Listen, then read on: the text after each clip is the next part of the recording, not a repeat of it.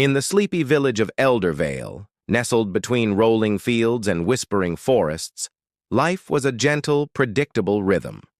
But high above, on Moonlight Hill, lived a shadow that haunted their stories, a name only ever whispered in fear. Morwenna, the witch. Once, Morwenna was the village's heart. A gifted healer, she knew the secrets of every root and herb, her spells bringing rain to thirsty crops and soothing the deepest pains. But when her husband was taken by a sudden, mysterious illness, her world shattered. The villagers, once her friends, shied away from her grief. Her heart, once full of light, turned cold and heavy with resentment. She retreated to her cottage on the hill, and a darkness followed. Birds fell silent around her home, and the wind itself seemed to mourn. Soon a blight fell upon Eldervale. Cattle sickened, children fell ill with fevers, and brutal storms lashed the land. "The witch has cursed us!" the terrified villagers cried. They started leaving offerings at the foot of her hill, bread, milk, even their precious gold, praying for her mercy. But not everyone was consumed by fear. A young girl named Ilara, barely 16, held on to the stories her grandmother used to tell.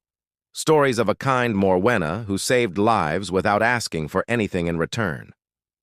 One moonless night, armed with only a lantern and a brave heart, Ilara climbed the winding path to the witch's door. "Please," she whispered, her voice trembling but clear, "help my mother.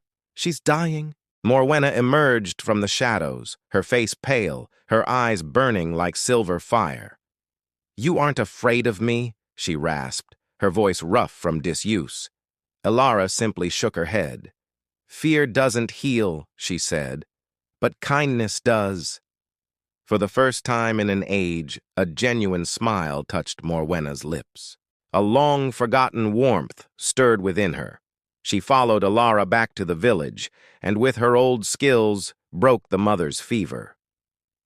From that night on, Morwenna began to heal the village in secret, her magic a quiet blessing on the land once more. But the villagers' fear was a stubborn weed. When crops flourished overnight and sickness vanished, they didn't see kindness, they saw a trick. "It's witchcraft!" they snarled. "She's fattening us up for a darker fate." Fear twisted into a raging fire. A mob formed, armed with torches and axes, their faces grim. Ilara threw herself in their path, pleading, "She's not evil anymore! She's helping us!" But they shoved her aside, their minds closed, and marched up the hill. Hearing the angry shouts, Morwenna didn't run.